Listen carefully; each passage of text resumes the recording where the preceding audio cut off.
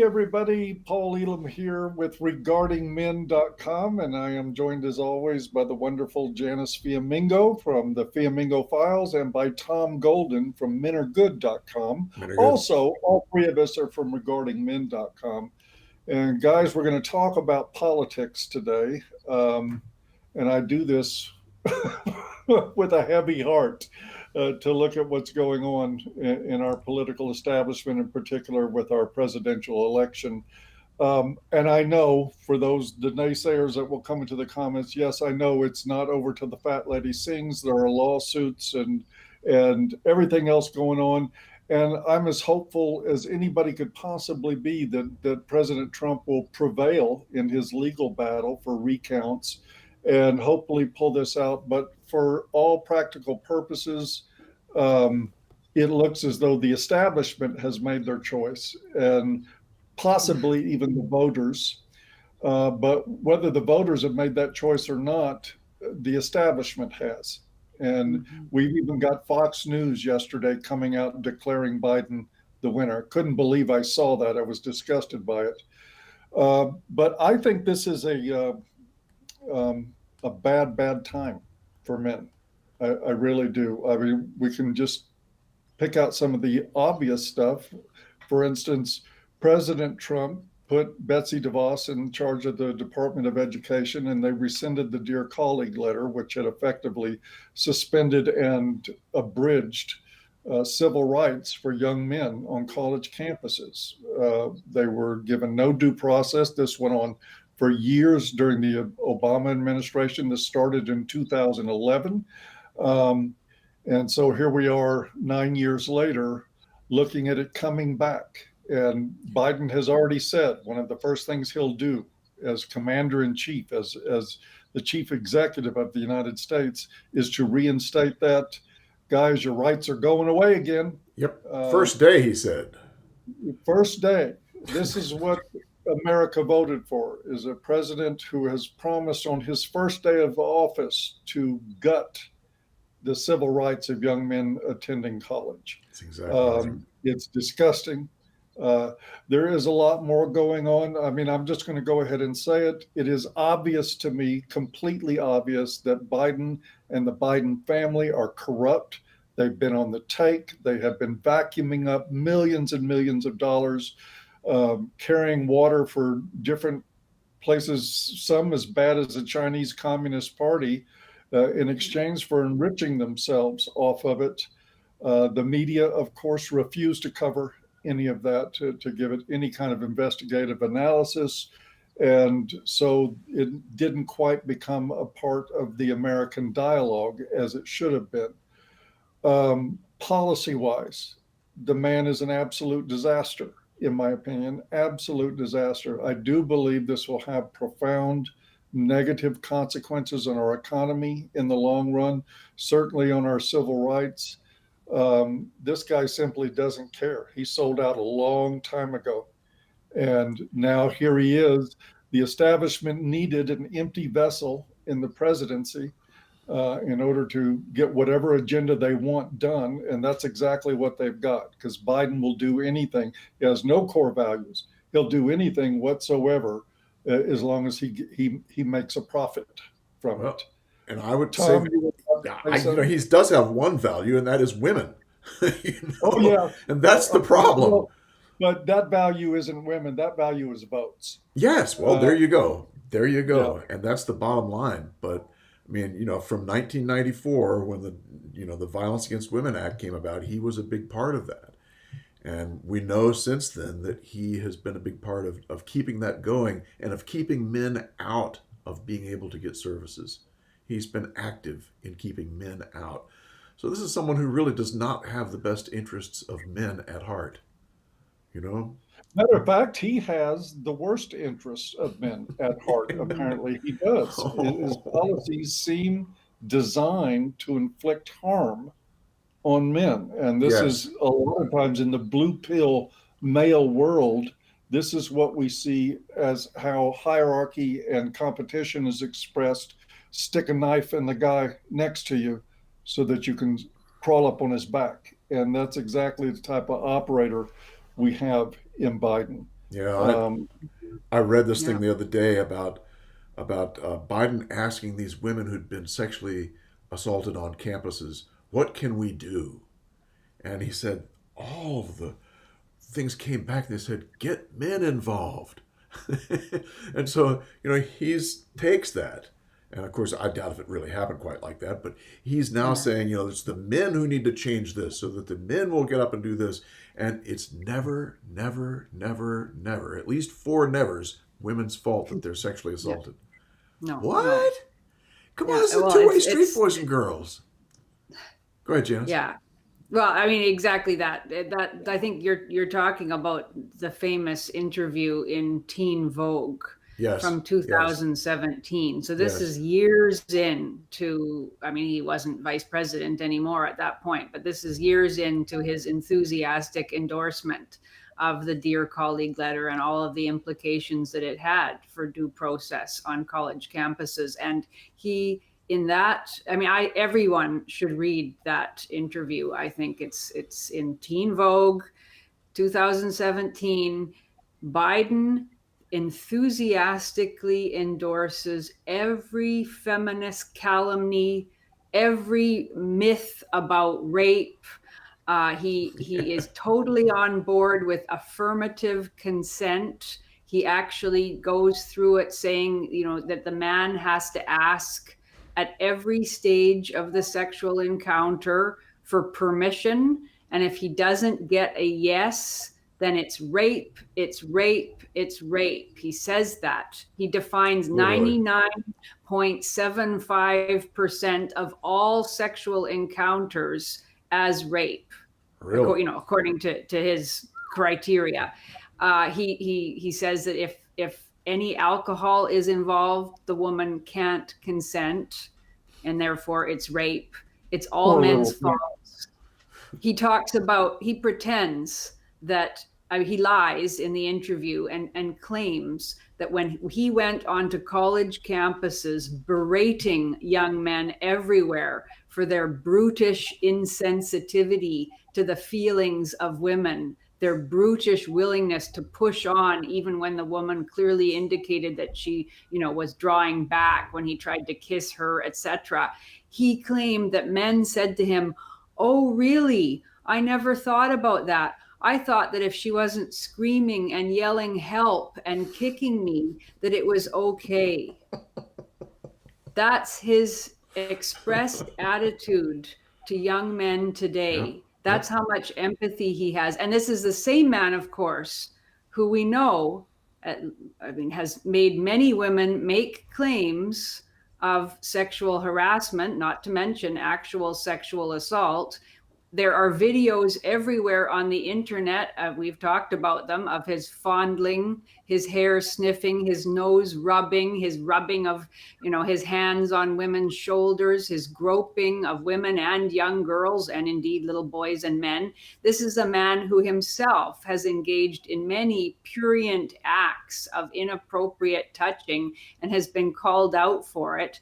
And yet, so one can't help but wonder whether all of this anger at young men, all of these claims about young men's brutish insensitivity is really a kind of weird projection that he's engaging in, and that the entirety of the Dear Colleague letter and the atrocity of the erosion of men's due process rights on college campuses is in a way an acting out of Biden's own personal problems about Yeah. appropriate sexual boundaries and attitudes towards sexuality. I mean, that's going a little too far, perhaps, into No, it's psychoanalysis. But not.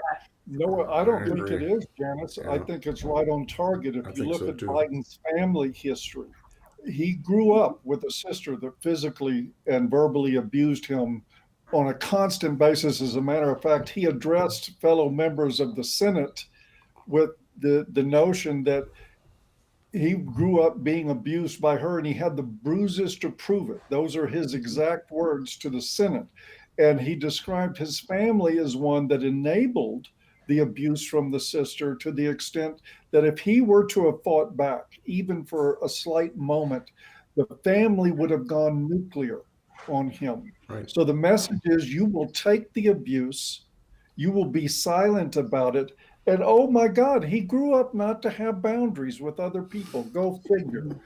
Um, and you can watch the guy operate and tell he has a very poor sense of physical boundaries between him and other people. There's no notion of it. He just converges on people and crowds it directly into their space. That's what was done to him as a child. Right. And now he's repeating the abuse to everybody around him. And he's even put himself in the imagined position of grand wizard patriarch for the world, telling all the young men and advising, very poorly advising young men that if you see anything suspicious happen, you better intervene in that. Don't call the police. Don't get campus security. Don't notify other people. You go in and intervene yourself, just like Joe Biden's family would have done. And that is putting young men in harm's way. Danger. Very dangerous, poor advice. This guy, I mean, I still can't even overlook the fact that I'm terrified right now that within 2 or 3 years, we're going to start a rapid decline in America because Joe Biden will sell us out to foreign powers. He has a long established track record of doing that. Yeah. But he's also attacking us. His policies are attacking us within, endorsing feminism to this degree, endorsing these crazy, sick ideas about what constitutes rape, fomenting division between men and women, especially in the late teens and early 20s, the years people go to college. This is a disaster. It is a disaster. And I hope that the gutless rhinos in Washington start finding their balls, because our only hope right now, I think, is to hang on to the Senate and to resist by any means necessary any intent of the Biden administration to govern. I think that's what we're down to. And if we don't do it, I think we're screwed. Well, I'd like to add a little note of optimism, because Good. I think that anytime there's a death, there's also a birth. Anytime something is born, there's also a death. I mean, there's two things happening. And I think that we're seeing a big death here. There's a huge death. But I think there's also the potential for some births. And one of the births might be a damn new political party for the United States. Trump and 70 million people could definitely create a new political party that could change the political landscape. Another thing that could happen would be a new daggone really conservative network news, something that's going to tell the truth rather than all this BS you get from the mainstream media. So those are just two things, but I think that there could be some things that are going to grow out of this, even if we lose in the worst sort of way, that might help in the long run. The question is how much damage can be done in 4 years. And if they have the Senate, I think the answer is a lot, but we'll see. Yeah. We'll see. And there is a death that I think is positive. We have just witnessed the death of the American Democrat Party as the party of the working class. That's true. That's done. It's over. Yep.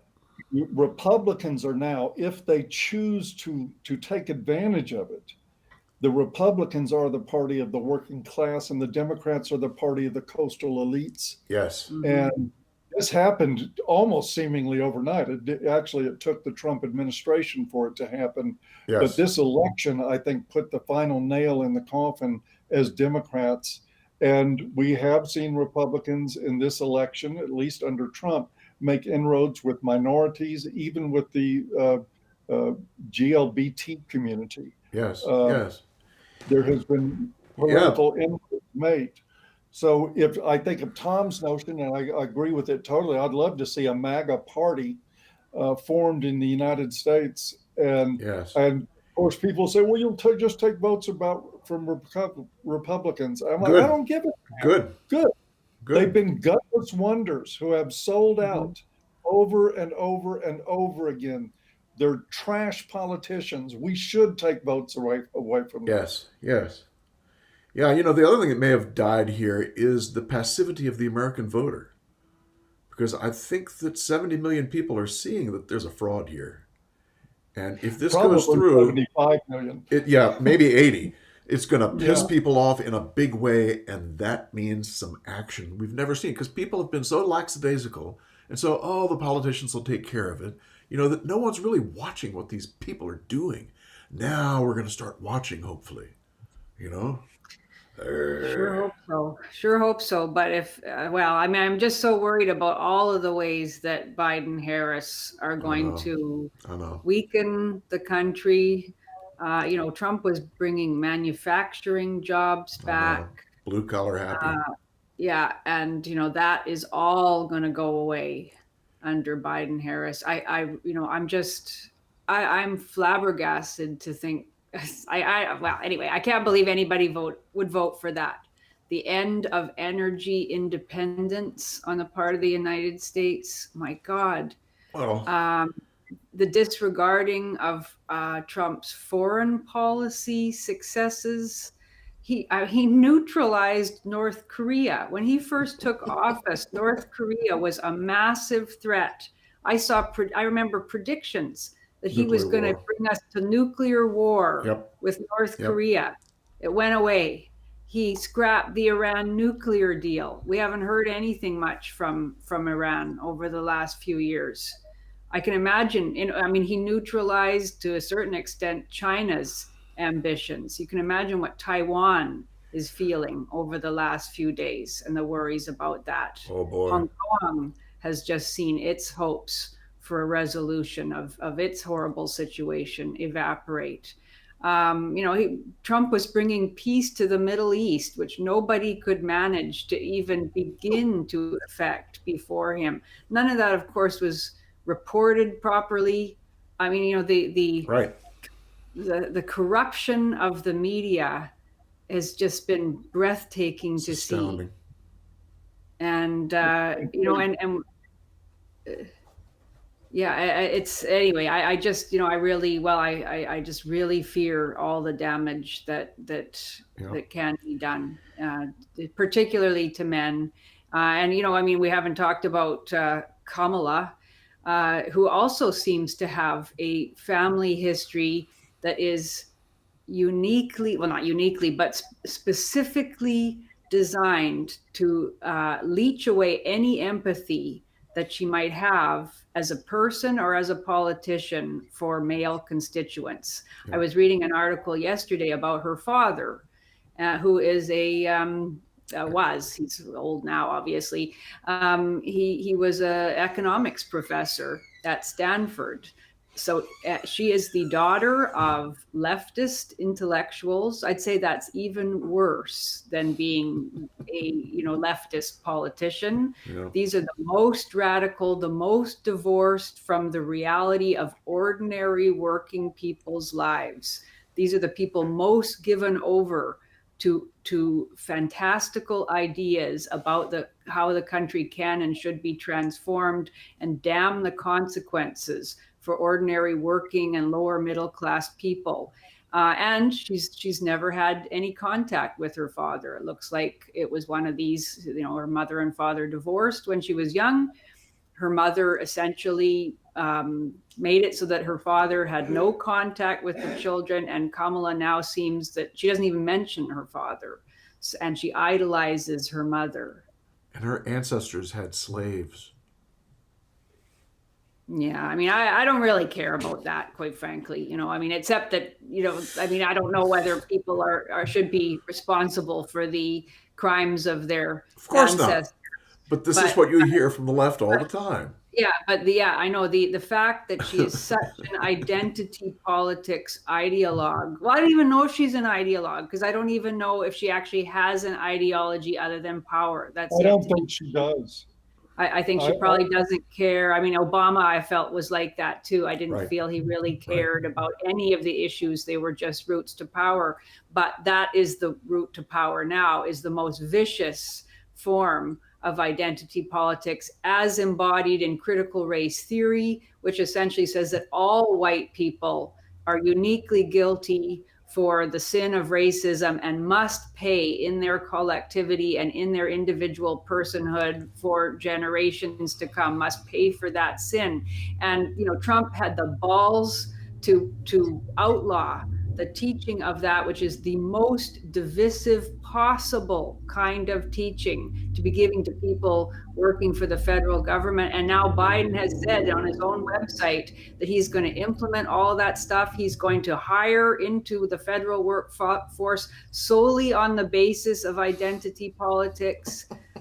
It's just, it's horrible. It's really beyond words how bad it is. And I would like to address something else in the midst of this too. Biden apparently wallowing, or what's the word I'm looking for, enjoying his apparent victory very much, has talked about reconciliation and that he wants to be the president for all Americans. Let me be the first among the three of us to say, fuck that and fuck Joe Biden. I don't want reconciliation. I want conservatives in America to fight tooth and nail against this garbage that is going to destroy our country. Yeah. I have no interest in working with leftists. The party, the Democrat Party, is going the direction of AOC. Is what Janice just mentioned. They're going to go back to critical race theory in our government institutions. This is a malignant ideology that they're putting into a system that has actually run very well for the betterment of many, many millions of people, and has done more to promote inclusivity and diversity and to fight discrimination than any country ever dreamed of. And they're going to destroy that, and they're going to turn us into a nation of bigots, of people who hate whites, and groups competing with each other for highest victim status. We're going to see all this craziness, and it is because, unfortunately, I mean, if the vote is accurate, which I have severe doubts about, but if the vote is accurate, then it says the American people are just on a suicide mission. Lemmings. Exactly. And it's heartbreaking. I grew up in a generation that we challenged government. We were anti-Vietnam War, and had every good reason to be. Yes. And I definitely believe in questioning government power and government overreach, like in the Snowden case. I really feel strongly about that stuff. But this is a different animal altogether. This is about picking the pillars of our society out from underneath the people. Right. And it is just awful. So I'm very disappointed in my country right now. Well, we'll see how it turns out. You never know. We'll see. I got the fingers crossed. Me too. We'll see how I'm it hoping. works. Well, I mean, it's going to be another month, it looks like, and it certainly sounds as if massive voter fraud took place. We can only hope that will be fully investigated, and that the vote can be redone there. I mean, I've heard horrible stories about dumpsters full of ballots for Trump, and in which case an investigation, if those can never be found, I think the vote just has to be done over again in those contested states, and we don't know what the outcome will be, but it's a very grim time, and I can't help but think that some of the people who voted for Biden-Harris did so without full understanding of the issues involved, because if you just come home from a busy day at work and you stick on CNN, you're not going to know. You're going to have had a completely distorted picture of who Trump was and what Trump was doing for the country, the incredible good that he did. Fear has been whipped up, of course, about the so-called pandemic and what must be done to so-called control it. Biden is already putting together a task force that's now calling for countrywide mask mandates and lockdowns, the economic damage that will be done, the lives destroyed, the livelihoods lost. the depression and despair and government dependency that will be fostered by that is horrific to contemplate. So one can only hope for the best, and that the red wave will find ways to continue. Yeah, amen to that. Are we finished? Yeah, I think on that cheerful note, we'll have to end, and yes, hoping for the best. If Biden got elected, I think we're pretty much finished. Well said, sir. Well said. Anyway. Oh, boy. Well, with that, I want to remind everybody this is Regarding Men, where red pill loneliness comes to die, and where we hold men in high regard, and that includes politically. Thank you for joining us. Please check the links below if you haven't done any of the Regarding Men groups. You are missing something that is just fantastic going on every day of the week. Check it out. You're going to enjoy the connection. Yeah. regardingmen.com/join. And with that, I guess we will wish everyone a hearty goodbye, and men are good. 3 times in a row. We seem to be able to do this. I'm telling you, if I wait long enough, we'll be all right. Y'all take care. We'll see you then. Take care. Bye-bye.